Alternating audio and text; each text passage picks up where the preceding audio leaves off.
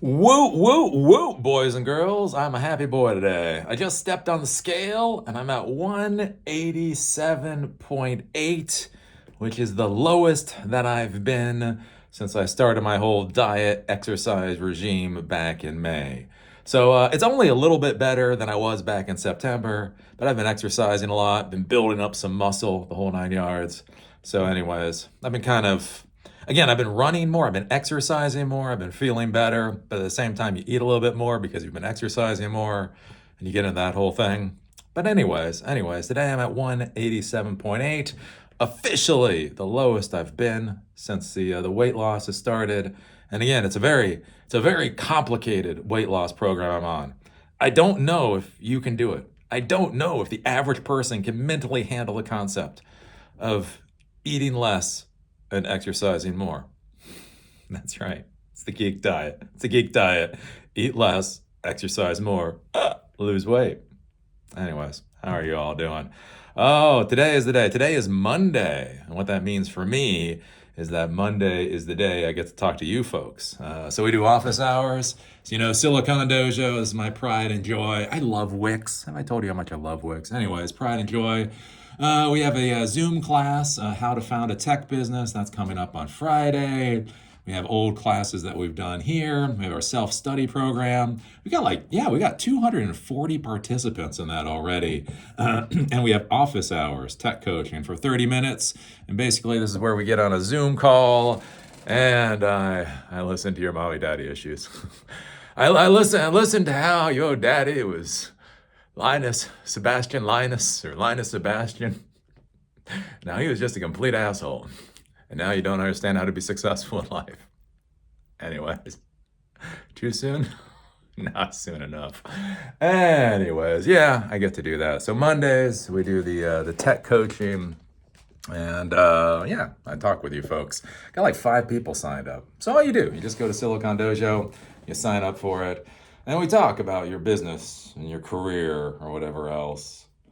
Can we discuss Azure versus AWS or Linode versus DigitalOcean? Can we discuss Olama versus the OpenAI API? That would be lovely. It's never that question. How do I get a job? Fuck. TLTR for everybody who is about to have a Zoom meeting with me. I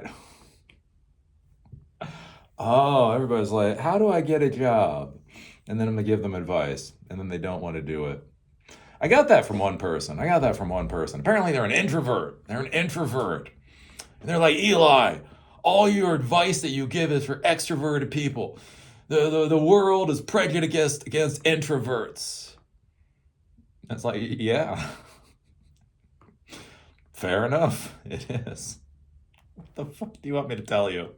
Eli, you keep telling us to go to meetups, and you keep telling us to do informational interviews, and you keep telling us to create relationships, and Eli is an introvert. That is just really hard for me. Okay. Fuck, I don't know what to tell you. Dude, I can only tell you how the world works. Again, as a very old white man once told me, Eli, I'm not telling you we have a good system, Eli. I'm telling you it's the system that we have. I'm not telling you, motherfuckers, that we have a good system. I'm just explaining how the damn thing works. You can either suck it up or not. Again, I got that. I got a frustrated email from somebody. It's like, Eli, you're just telling people to suck it up. It's like, or don't. I'm Buddhist. My name is actually inscribed in a temple off in Asia somewhere. Anyways, and when I was growing up around, Buddhists, we were around Japanese ladies. So Japanese ladies from World War II. So basically, their country got their ass whipped in World War II. Literally got nuked. The GIs came over. Some of the Japanese ladies, like the GIs, they came back to the United States, and they had the experience in the United States that they had. Not necessarily the most Disney story in the world, right? But they're Buddhists. And that was always the funny thing with those nice Japanese ladies, Buddhist ladies, is they would be so kind. They would be so kind and they would be so gentle up until a point. Up until a particular point. And then once you hit that point, once you hit the point of stupidity, they would just cut your knees out from under you and walk the fuck away. Because these are women who lived through losing a world war and watching their country get nuked, and you're crying about what the fuck it is that you're crying about. They're like, look at the example of Buddhism. You can come through all of that and still come to peace in this world. And then he'd start whining. They're like, oh, motherfucker. They could deal with the atom bomb. They could not deal with a white boy crying, though. Oh, I used to be the one of the stories my mom used to tell, where it was funny because there was this one guy, and he'd been like an executive. He'd been an executive, and he got laid off. Again, in the United States, there's just economic good times and bad times. Anyways, and he couldn't get a job, and he could not get another job as an executive. And so he's sitting there, and he's talking to one of the elders, one of the Buddhist elders, this old Japanese lady, and he's like, I can't get a job with her. And she looks at him, and she's been listening to him. Oh yeah, well, you got to do what you have to do sometimes. So maybe gas station is hiring, right? If you can't get a job as an executive and you need to feed your family, maybe you need to get a job at the gas station. Guy like, I'm not gonna get a job at a gas station. The little Japanese lady looked at him. Fuck, eat grass. Walked away. Yeah, eat grass. Eat fucking grass. If you don't want to do what is required, eat grass. As a little old Japanese lady once told me. Anyways, I miss those days. I miss the days of strong people. Whatever happened to those days? Now everybody cries. Anywho, so what are we talking about today? We are talking about Elon Musk stating that Twitter is barely breaking even. So I find this to be a curious thing. Again, not so much with Elon Musk and not so much with Twitter. Elon Musk, Twitter, and Linus Tech Tips, just fucking tired of it at this point. Don't care. We all get it. Not a lot actually needs to be said anymore about any of these things. But anyways, I think this is kind of interesting. More for the concept of that when you have private companies, you don't really know how well they're doing. And this is a really important lesson for any of you all out there that are gonna try to get a job in the tech world and you're trying to figure out what the hell is going on. Because the reality is again, in the tech world is full of a bunch of pieces of crap. It is. Hello. They're my pieces of crap. But we're all pieces of crap, right? Oh, this whole idea. Like, technology people are wonderful and nice and kind. Like, what the fuck are you talking about? No, we're not. It's just wrong. That is just simply incorrect, bucko. Anyways, right? One of the things to realize in our world is that most of the people here are pieces of crap, and most of them will lie. Again, there's the whole idea of fake it until you make it, and when you tell that to Aspies, they just take everything way too far. And so we get this world where everybody is lying. And so one of the nice things when you're dealing with publicly traded companies, the IBMs of the world, Ubiquities of the world, Cisco's of the world, whatever else, and you're going to go work for one of those companies, you can get a relatively decent idea of what's going on with the company because they have to do all the SEC filings because they're publicly traded. One of the issues that you get into when you start dealing with private companies is you don't really know how the company is doing, and depending on the boss, depending on the people at top, they may really lie to you and try to manipulate the ever-loving crap out of you to get you to do whatever it is they need you to do, right? Again, especially if you go to like a startup company, you get your salary, right? A chunk of your income is going to be salary, and then a chunk of your income is going to be equity. Here's the thing. They may know your equity is garbage. They may already know your equity is trash. But here's the deal. They need you to do work. They still need you to do work, though. So they're going to talk up how amazing the equity is. And imagine if we become the next Facebook. You're not. Imagine we become the next Facebook. Then you'll be a gazillionaire. And then everything blows up because things blow up a lot of times and then people cry. And so, again, it's important to be thinking about when you're dealing with tech companies, do you really understand what's going on? Especially if they're your vendor. And this is one of the big problems nowadays with all of these subscription based services. So, people are no longer buying products anymore, right? You're not buying the water bottle, you're buying a container as a service. Well, the problem is if the company goes belly up, you might be screwed, right? There was that banking as a service company that just like disappeared with $300 million recently. And that's an important thing to be thinking about is you don't really understand what's going on in the company. And so if they're taking a lot of your money or your resources or whatever else, you could be putting yourself into an incredibly weak position. And this is something to really consider and really think about. And that's where it come to Elon Musk emailing staff, Twitter staff, saying that they're barely breaking even. What I find interesting about this is that we've been told for a long time that Twitter is successful. Look at how successful Twitter is now that Elon Musk owns it. And again, I don't understand. I don't understand. As I've talked about before, I got off of Twitter years ago with Roberto Blake. Roberto Blake and John Sonmez were the straws that broke this camel's back and got me the hell off of Twitter, right? John Sonmez lost his mind on Twitter, and then Roberto Blake wanted to send me his tax returns. I was just like, I'm done. I don't know what the fuck this is about anymore. I'm done, right? And I talked about it years ago. Anyways, I got off of Twitter. Stopped caring about Twitter until Elon Musk started talking, tried to buy it. Then I talked about it for a little while, but then he bought it, and now that he bought it, I still don't understand the point of Twitter. I really don't. And again, this is beyond the snark. This is beyond my opinion of Elon Musk or Trump or any of that. As somebody who's created content since 2009, as somebody that's continuing to create content, again, Silicon Dojo. I mean, this is a content platform. Wix. Anyways, I look at Twitter and I just don't, right? Basically, instead of having a moderation panel that was questionable, now you have a single guy that is questionable. All kinds of weird ass crap has gone on with Twitter. And again, I don't even know what the hell to do with it. Again, if you come out with a solid moderation policy, if you come out with solid, all I want, oh yeah, I'm so demanding. I'm so demanding out of my social media platforms. I just want set in stone rules that are legally enforceable by both parties. But anyways, that's all Eli, the computer guy, wants. Anyways, and when I look at Twitter, I just don't see that. I literally don't see that.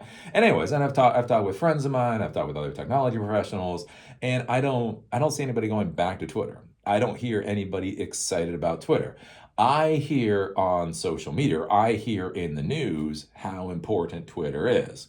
When I go and talk to anybody I know, nobody I know gives a fuck about Twitter. And when I look at Twitter, I don't give a crap about Twitter. And so it's weird. It's like this weird thing where you are informed by the owner of Twitter that it is incredibly successful, and his little parrot fanboys go out there to talk about how successful it is under Elon Musk. When again, you're like, really? I don't. Again, I remember when people were talking about Twitter. There was a time when Twitter was exciting. It was a long, long time ago at this point. So anyways, I kind of think this is interesting where we hear so much about how successful Twitter is, again, from Elon Musk.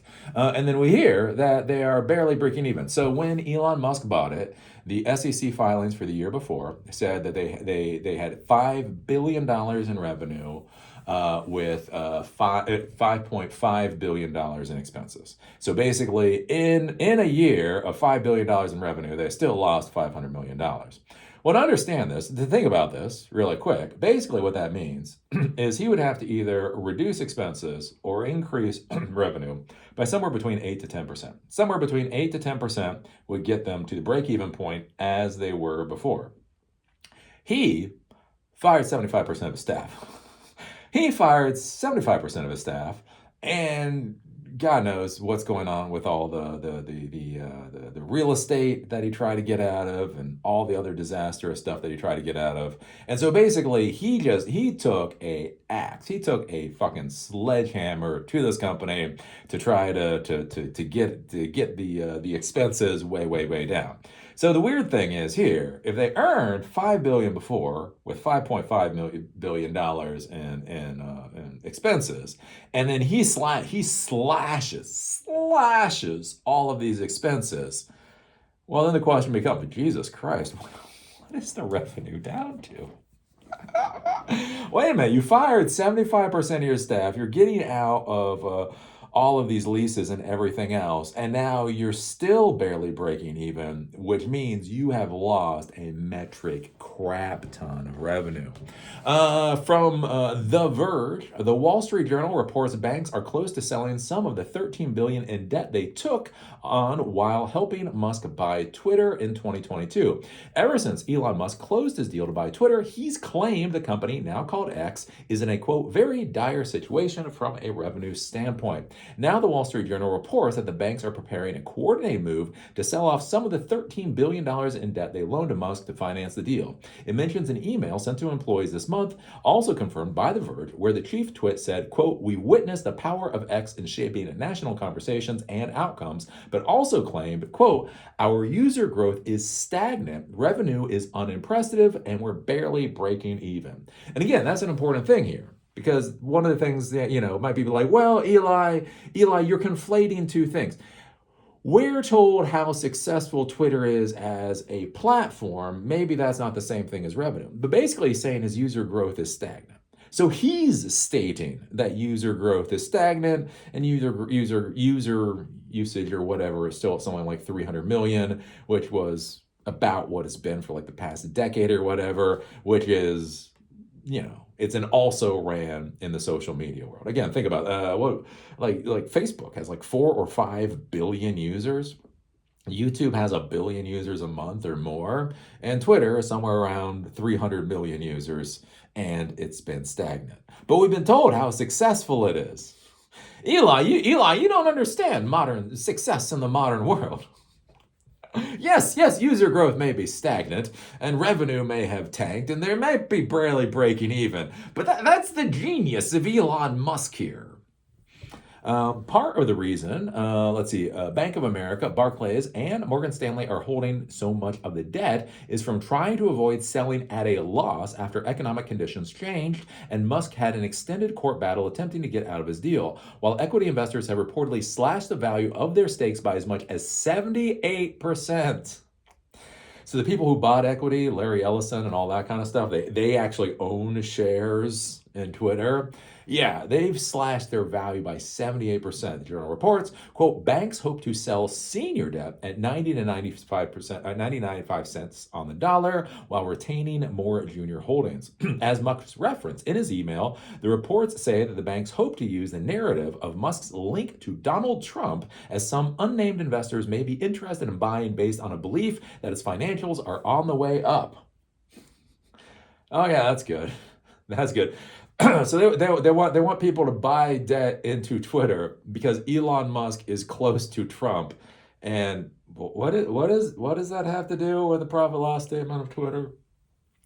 However, Musk also said the company could become cash flow positive within months, nearly 2 years ago, and it still faces over $1 billion in annual interest payments on the loans. The platform is increasingly turning into a testing ground for AI ambitions. Blase, blase, blase. So basically what we're seeing here is we're seeing a privately held tech company that we are told is doing so well, except it's barely breaking even, maybe.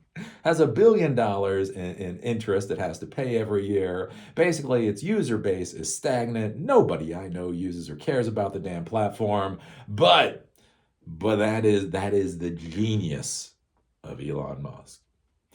And so yeah, we'll see where this goes, I guess. I wish Twitter had turned out better. Again, as a content creator. Like if Twitter had come out with real solid rules that you could trust, that would be a valuable thing. If I understood how the algorithm worked, that would be a real and valuable thing. If there was all of this stuff that you could grasp and you'd be like, okay, this is a company that is finally treating content creators and users as equal partners in this business transaction, that would be a great and useful thing. But instead, whatever the hell's been going on with Twitter the last 2 years, it's like, So yeah, we will see where it goes. So what do you think about this? What do you think about Elon Musk saying that Twitter is barely breaking even? What do you think about him saying that is barely breaking even after he gutted 75% of the staff and did all the cost cutting, slashing, and all that kind of stuff? Do you use Twitter? Do you think Twitter is a viable advertising platform, marketing platform? Like if you had a company and your company had a $500,000 a year ad spend, would Twitter actually come to your mind as a good place to put that ad spend? And then what do you think? What do you think about this guy who's doing these things to Twitter, now is in charge of Doge, the government program for cost cutting? Imagine if Elon Musk could do to the federal government what he did to Twitter. Oh wow! You mean he could slash the expenses so much that it no longer became a viable platform? I don't know. Something to think about. Something to ponder. Put your thoughts down below. And with that, I gotta prepare. I gotta muscle up. I gotta muscle up my brain power to be able to answer questions for the office hours today. Anyways, I don't know what to tell people. I'm there. Sometimes people just need to talk to other people. That's one of the things I realize in life. One of the things I realize, especially in this weird world that we have now, is we have so many people that are just shut in their houses. They're just shut in their own weird little houses. And so just being able to talk to somebody who says that's stupid can actually be a valuable thing. So anyways, I'll do my part. I'll listen. I will listen to your circumstances. I will give you my honest opinion.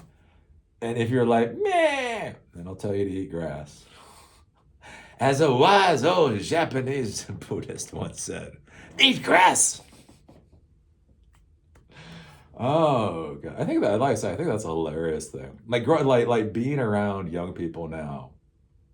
It's just like Jesus. Anyways, what are you gonna say? So with that, I'll see you all later.